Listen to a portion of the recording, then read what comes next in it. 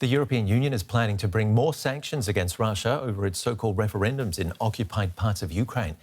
More Russian goods could be banned and technology exports stopped if EU states agree on the steps. Moscow claims up to 99% of residents in parts of Ukraine voted yes to annexation. Now many residents are packing their bags and leaving before Russia can claim possession of the region. These people are fleeing Russian-occupied eastern Ukraine. About 1,000 people arrive at this checkpoint in Zaporizhzhia every day. The number of those leaving has only increased since the so-called referendums calling for a formal annexation by Russia began last week. They describe a procedure that is anything but democratic.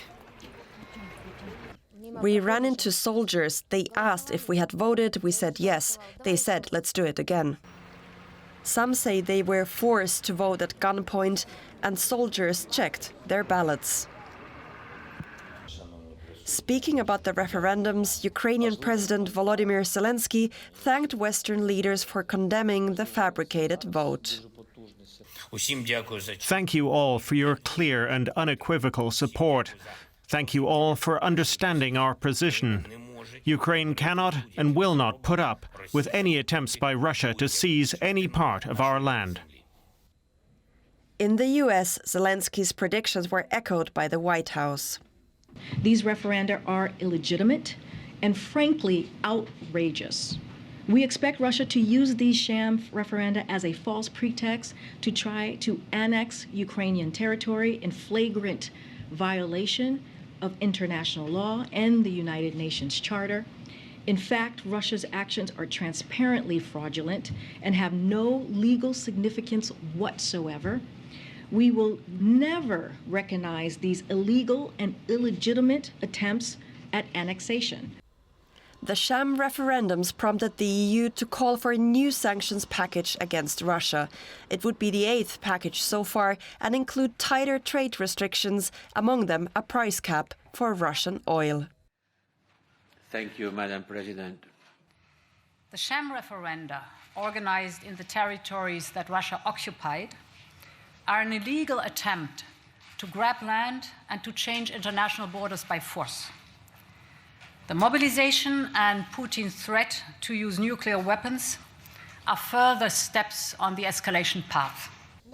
Russian-installed leaders in the occupied regions of Donetsk, Luhansk, Zaporizhzhia and Kherson have already formally asked the Russian president to incorporate their territories into Russia. Our correspondent Matthias Berlinger joins us from the Ukrainian capital, Kyiv. The US will deliver 18 additional HIMARS to Ukraine. What will the rocket systems do to Ukraine's fighting capacity? The HIMARS have been very effective in this war on the Ukrainian side. Ukraine has been able to hit deep behind the Russian lines and to hit supply lines there, which has considerably made it more difficult for Russia to bring ammunition, for example, to the front lines, etc. Big ammunition dumps have been hit by these HIMARS, bridges, etc. However, of course, in the course of a war, every new weapon system is most effective when it's new, and later the other side adapts to it. So these spectacular explosions of ammunition depots that we've seen in the beginning, it's not very probable that we will see them again. Russia has adapted and they have distributed their supplies in a way that they're less easy to hit. However, it's a powerful and very precise weapon, and it has turned the tide in Ukraine's favor when it was first used. And the likelihood of Ukraine positioning those missiles to put it within range of Crimea? So there are different types of missiles that can be used with these sets. The ones that Ukraine has been delivered officially so far, they reach about 80 kilometers. There's no way that Ukraine can reach Crimea with these. However, we've seen strikes on Crimea. We've seen strikes on the Saki airfield, and there has been a lot of speculation whether those ATACMS, these missiles that can reach 300 kilometers wide, whether they have already arrived in Ukraine, although both sides, the US and Ukraine, are denying that they are in possession of them. But it remains a mystery how Ukraine was able to strike this airfield, and speculation is about that there might be already some supplies of these ATACMS. These ATACMS, of course, would also put the bridge that connects Crimea to Russia within range, although it would probably be difficult to hit it, but within range of the Ukrainian artillery. And of course, hitting that bridge is a major goal of the Ukrainians. It's something they want to do in order to supply Russian, to disrupt Russian supply lines in a more effective way. Matthias, Ukrainian forces have been pushing to encircle another city in the east. What are you hearing?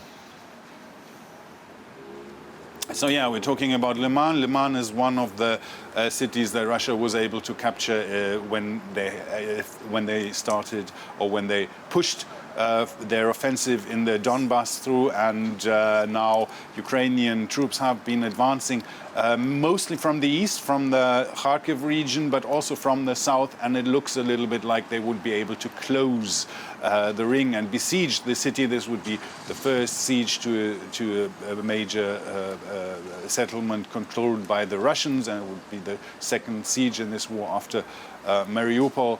And it would, of course, be an important gain for the Ukrainians if they can take this city. It would be the first major city, major settlement to be taken back by the Ukrainians in the Donbass region, that Russia has declared the main objective of its offensive. Matthias Böing in Ukraine for us, covering events there. Thank you very much.